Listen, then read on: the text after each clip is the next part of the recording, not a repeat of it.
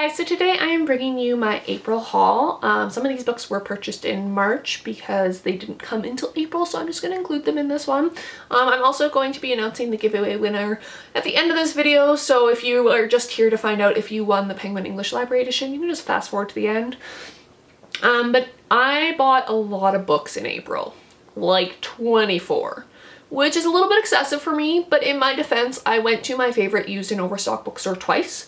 The second time was a little bit prolific, and I will explain that as I get to that. But I'm going to start with the book depository order first. So to the anonymous person who messaged me on Tumblr, yes, this is the book haul that you asked for. I was planning on filming it anyways, but here you go. This one's for you. So first up, I bought Shirley Jackson's The Bird's Nest. As you guys know, I love Shirley Jackson, was introduced to her for my birthday with We Have Always Lived in the Castle. This is probably one of my favorite ones. This is up there with The Road Through the Wall and We've Always Lived in the Castle. This is about multiple personality disorders, and in typical Jackson style, it is fantastic and awesome and a little bit creepy. I have read this, obviously. This will be in my next review, so I'm not going to say too much more about it. Also, I have a lot of books to get through.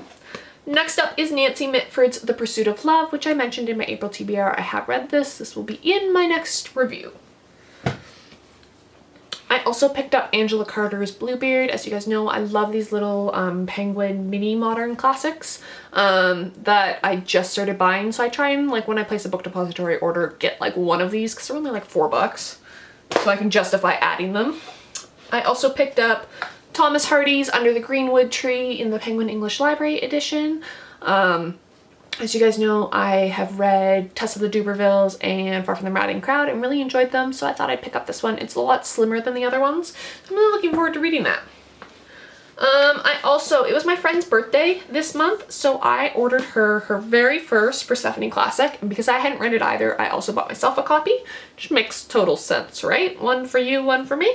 And I picked Mary Anna by Monica Dickens. I based this off of Mercy from Mercy Bookish Musings Persephone book video, which I will try and remember to leave a description in the box below, as I'm also linking all of the editions. Also, people who ask me where I got my editions, I generally try and link the editions that I've bought through Book Depository in the description box below. I was also really happy to find out that Rike of Paperback Castles, she is a Danish book blogger. Yeah, it's Danish if you're from Denmark, right? I'm hoping I got that right. Read this for Dewey's 24-hour readathon and loved it and recommended it, so I was really, really happy because I hadn't read it and I was giving it as a gift. So yeah, I have that. I also picked up Lady Audley's Secret by Mary Elizabeth Braddon in the Penguin English Library. Guys, I got my first non-rubbery Penguin English Library, and it's okay. Like, I don't hate it. It's not, if you guys follow me on Twitter, you'll know I was ranting because I found like shiny versions of these and they were so ugly, and I got into like a little bit of a fight with Penguin Canada because they didn't understand that I was talking about Penguin English Library editions. Apparently the publishing house just doesn't understand their own acronyms. But whatever, it's okay. I can live with it. Dying a little bit on the inside. And then I also, as you guys know, in my April TBR, read Rebecca by Daphne du Maurier and freaking loved it. If you're following me on Twitter, I like raved about it. So I, of course, had to pick up more Daphne du Maurier in the beautiful VMC edition. So I got Jamaican Inn and Frenchman's Creek, which are just, they're stunning. I love these. These are hardback. And they're not that bad. They're like $20. So, you know, I wanted to get these because I know my cousin Rachel is out of stock on Book Depository, and I just really, really wanted them because they sell for like, when they sell out, they sell for like $1,000, and I was like, I'm not that rich. I wish I was. But so that's all the Book Depository books I got. So the first time I went to my favorite overstocking used bookstore, which is BMV. They have 3 locations in Toronto. There's one in the Annex, which is like Bloor and Bathurst. This is in case anybody is in Toronto or is moving to Toronto, because I know Kate, who is one of my subscribers, was asking me about like bookstores on Twitter, and I was mentioning this. So there's one in the Annex, and it is the biggest one. It has 3 stories, has a huge like comic book section, which is fantastic if you're into that. And there is also one down near the Eaton Center. I forget the street it's on, but it's near Bay Street. It's where the old World's Biggest Bookstore used to be, which is now torn down because Ed Mirvish is a dick, but whatever. If you know Toronto politics, you'll understand what I'm talking about. If you don't, I'm sorry. I'll stop making Toronto references. And then I think there's also one up in Yonge and Eglinton that I never go to because it's like way up north. But, so I went with my friend Christine, who it was her birthday a couple weeks ago, and we went to Momofuku for lunch, which was so good. If you guys like ramen, Momofuku is like a New York thing, but it's also in Toronto now, and there's also like Milk Bar, which is like their cookie thing, which is delicious. And we of course stopped into BMV, and I actually was very restrained. I only bought 5 books on this trip. So I got Evelyn Was A Handful of Dust, which the modern classics normally cost about $20 Canadian. I got it for $8.99. So you guys know I like Evelyn Waugh. I've read a couple things by him, and I just kind of picked this up because it's one of the ones to read by him. I also got Scoop by him, which was also $8.99. These are... BMV is not really a secondhand bookstore. It's not like your typical secondhand bookstore. It's mostly overstocked, so these are literally in pristine condition, other than the fact that they have, in pencil, the price written on the inside. So it's great for buying things. And then the last modern classic I got on that trip was Virginia Woolf's Orlando. I read Mrs. Dalloway and I really enjoyed it, so I picked this up because it was there. It was in an edition I liked. And my friend Christine is like obsessed with Woolf, and she told me to get it. So the last 2 books I got on that trip, apparently this was really amusing when it happened. We were like browsing the Woolf section, and I looked down and I apparently screamed out John Wyndham and like dropped to the floor because they had 2 of the John Wyndham editions that I loved, and I was really excited. And these were like, how much were they? They were really cheap. $8.99. $8.99. Normally they're like 20 bucks. So it's great. Especially because on Book Depository they've been going up in price. So I got Consider Her Ways and Others, which I think is a series of short stories. And then I also got The Seeds of Time. These are just 2 that I was missing. I didn't know anything about them. They were just in the editions that I'm collecting of John Wyndham. So that was like my reasonable order. And then on Saturday that just passed, I'm filming this on the Tuesday, it was Christine's birthday, where I gave her that lovely edition by Monica Dickens. I also got her some bookmarks that were Guardians of the Galaxy from Crafted Van, which is fantastic if you guys like, you know, little fandom bookmarks. She had it at around the corner from like the big BMV, and I happened to go like half an hour early, as one does. And I bought 10 books, and then after dinner I went and bought 2 more. That was bad of me, but like when you guys see what I got and like the prices on this, it's a little more reasonable. It's also really hard because there's no good used bookstores in my town.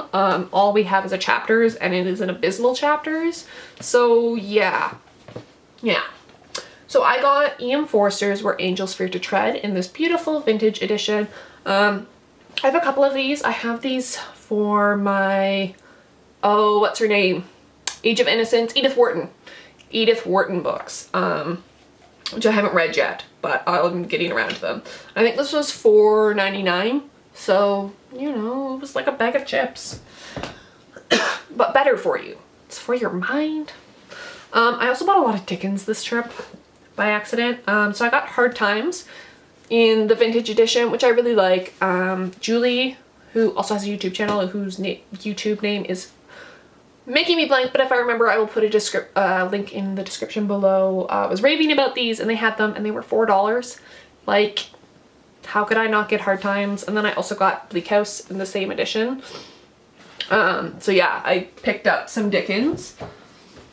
I also found this edition of Mrs. Pettigrew Lives for a Day by Winifred Watson, which is in the Persephone Classics edition. Apparently they released like 20 of their bestsellers in these non-gray editions, and it was $6.99.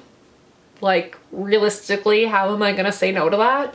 Especially because they're so expensive. Like, list price on this is $18. You can't really buy these in Canada. They're like really hard to track down, so I have to buy from Book Depository. And they're like $25, $30 to order one, which is a little excessive. So when I saw it for $7, just gonna buy it. Didn't question it. It came into my arms. People were looking at me funny because I literally just had like a stack of books and I'm like wandering around the store with them. But you know, whatevs. I do what I want.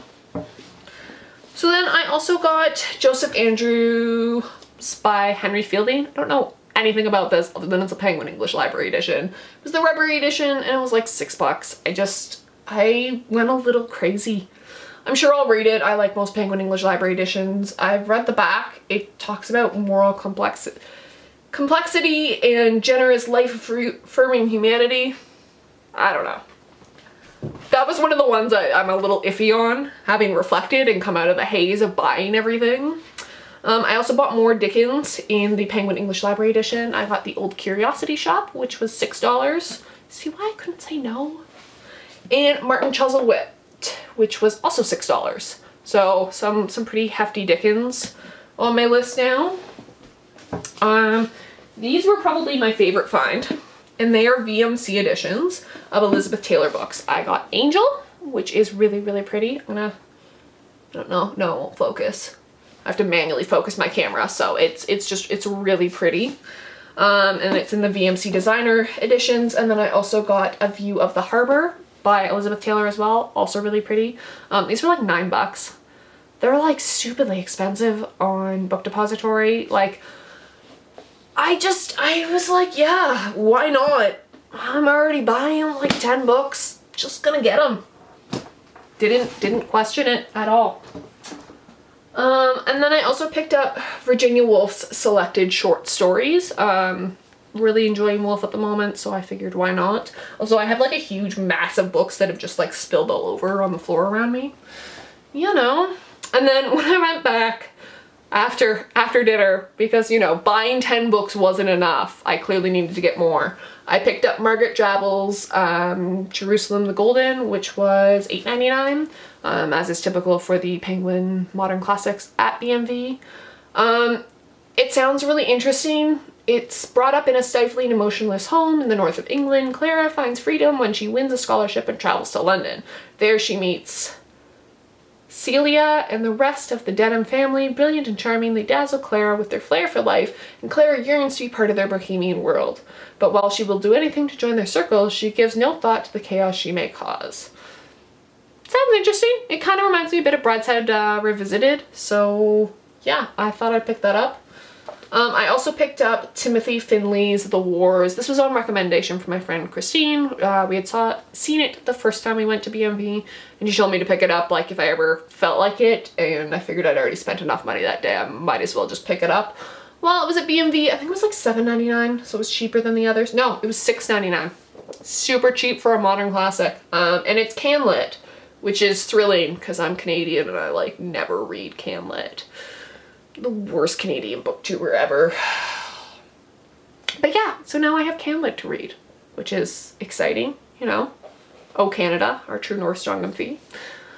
So that is the end of the haul. That is all 24 books I bought. I'm a little ashamed, but also not, because now I have tons of great like stuff to read, and I probably won't get back to BMV for another couple months, so now I don't really have to worry about buying books for a bit.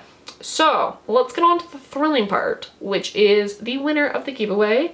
So I did a random generator. I haven't deleted any of the emails, like, because I get email notifications when you guys leave comments, so I just let them all pile up. There were 97 entries, and the winner was number 36.